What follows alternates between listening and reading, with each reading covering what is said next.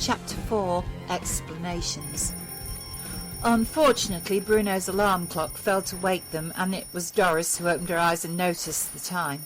"Oh no!" she exclaimed, then began shaking him. "Bruno! Bruno, wake up!" What is it?" he asked sleepily as he was woken by a gentle shove. "It's 9:30, she said worriedly. "Bruno, we're late." "Oh God!" Bruno groaned whilst rubbing his eyes and yawning.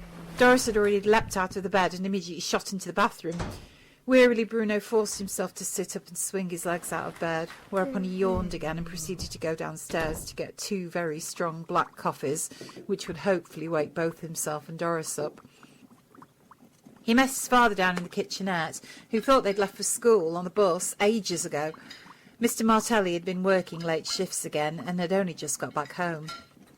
He knew about his son's affections for the young Jewish girl by now and was very pleased to see them both together. Secretly, he'd been hoping Bruno would date Doris, as he'd found them to be ideal partners. Also, Mr. Martelli was very fond of Doris. She was the sort of kid who he'd very much like to have raised as his own daughter, but he was proud of the son he'd raised on his own, and also very concerned by the fact that he was late for school. "Pop, we slept through the alarm," Bruno admitted, still very sleepily, as he continued to make 2 coffees. "Well, hurry up and get dressed. I'll make the coffee. You go and get ready, and I'll drive you both to school," Mr. Martelli offered. "But you've been driving all night. You must be worn out," Bruno complained. "Look, I don't like the idea of you missing school. What about yesterday, huh? There I was thinking you were at school, and all the time you were with Doris picnicking in Central Park."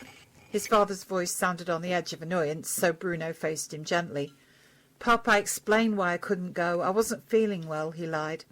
Angelo wasn't convinced with his son's excuses, but time was short in this sense, and he didn't want to stand there arguing while his son was missing his classes. "Bruno, we'll discuss this later. Just go and get dressed. I'm taking you and Doris to school." Bruno sighed heavily, then obeyed his father and returned to his room to get ready for another day at the School of the Arts. Another day in the presence of Miss Davenport. Well, there was one good thing about today. At least he wasn't having a music lesson. But still, she'd be in the school lurking somewhere, getting ready to pounce on him. Bruno couldn't have predicted it any better. His father dropped them off outside the building, and he and Doris entered the lobby. They found Leroy waiting rather impatiently by the foot of the steps leading to the 2nd floor. "Where the hell have you two been?" he asked rather angrily, then faced Doris. "Schwartz, have you forgotten you're my partner in this dance routine?" Doris couldn't care about any routine at that moment. "Is Miss Grant back?" she asked hopefully. "Yeah," Leroy replied, "and she's mad as hell with you." He looked at Bruno and added, "She's not too thrilled with you either." It dawned on Bruno that he should have been in Miss Grant's class for the 1st and 2nd period, because they'd needed live music and she'd chosen him to play for them. "I'd move it fast if I were you," Leroy suggested. "Too right," Doris replied. She felt a little nervous because she was going to have to face Miss Grant and explain her reason for being late, but at the same time she wanted to see her about Bruno and Miss Davenport. Leroy headed back to the dance room, and Doris was just about to follow with Bruno in tow when Miss Sherwood spotted them as she came out of the teacher's lounge. "Doris, I want to see you." "Oh, stuff it," Doris complained to herself. The conversation was going to be about why she hadn't handed in a particular essay, which had been due 2 days ago. "Now, young lady," Miss Sherwood ordered. Moodily she smooched off, following Elizabeth Sherwood into her English room, leaving Bruno alone in the lobby. He was just on his way to face Miss Grant when he heard her well-known screeching notes from behind him. "Martelli!" He spun around to come face to face with Miss Davenport. A wave of fear flowed through him in a split second. "And just why weren't you in my lesson yesterday?" she asked angrily. "I wasn't feeling well," Bruno replied weakly. "And I see you're late for lessons today." Bruno couldn't stand there listening to her high-pitched voice, so feeling on the edge of crying, he quietly said, "Please, just leave me alone," whereupon he proceeded to walk towards the dance room, realising he was going to have to explain his lateness to Miss Grant, which didn't make him feel any better. He reached the large double doors side, then entered to discover a group of dancers, including Leroy, going through a routine without the music. Lydia spotted the young musician and came over looking highly annoyed. "Well, Mr. Martelli, how nice of you to grace us with your presence at last." Lydia was prepared to continue her speech and give him a good ticking off when she noticed his sudden look of depression. Surely she couldn't have affected him that badly. Miss Grant took hold of his hand to find he was shaking. "Bruno, what's wrong?" she asked, all her feelings of anger quickly residing away to be replaced with concern. "I need to talk to you," Bruno stammered. "OK," Lydia replied softly, then turned to face the class. "Coco, please take over till I return." Then she led him into the teacher's lounge where they could talk and not be disturbed. While they were discussing Miss Davenport, Doris arrived in the dance room after being given an extra assignment from Miss Sherwood to find Coco taking the lesson and no one sat at the piano. "Doris, where have you been?" Coco asked. "It doesn't matter," she replied quickly. "What do you mean it doesn't? Where's Bruno?" Doris asked, cutting her off mid-sentence. She sounded terribly concerned, so Coco answered. "With Miss Grant. Why?" "Nothing." That word didn't satisfy Coco or anyone in the room. "Doris, what's going on?" Then Leroy remembered the conversation they'd all had in the wardrobe room. "It's Davenport, isn't it? Bruno's telling her all about that cow." "Yes," Doris replied, then added, "It's going to be adios Miss Davenport after this conversation."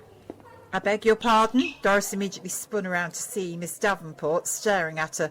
"Oh, me and my big mouth," Doris thought, then replied, "Nothing at all, Miss Davenport." The temporary teacher left the room.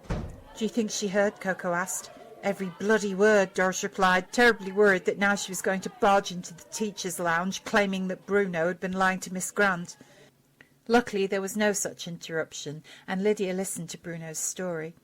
At first she just couldn't believe it until Bruno told her about how his grades had been getting lower and lower. Now even Miss Grant knew that Bruno Martelli had been doing extremely well in Shorofsky's classes, but to hear he was now getting E's and F's in his work was something she just couldn't understand. "Bruno, I can't have much say in how your work should be graded, because I'm not a music teacher, but there's one thing you could do which might help, which is, why don't you go and see if Mr. Shorofsky would mark some of your papers? And if it's true and Miss Davenport is being unfair to you, then we may be able to do something about it," Lydia explained. "You mean like make her leave this school?" Bruno asked hopefully. "If we decide she's unfit to teach, then yes," Lydia replied, then gave him a sympathetic smile, followed by a brief glare. "Now I'd very much appreciate it if we could continue my lesson." "I'm sorry," Bruno began, but she motioned him to be quiet. "Just play the piano. It might stop me from killing you." The words sounded a little annoyed, but a smile on Lydia's face reassured Bruno that she was going to offer him help in any way she could to sort out the problem with Miss Davenport.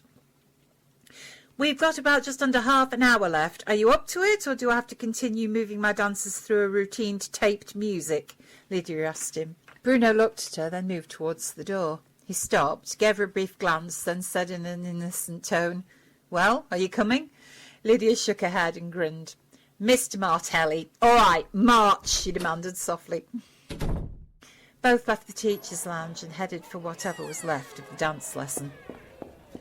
When they entered, Bruno spied Doris, who immediately came running over to him. "Is everything okay?" she asked, concerned. "I think so," Bruno replied, but underneath it all he still had some doubts.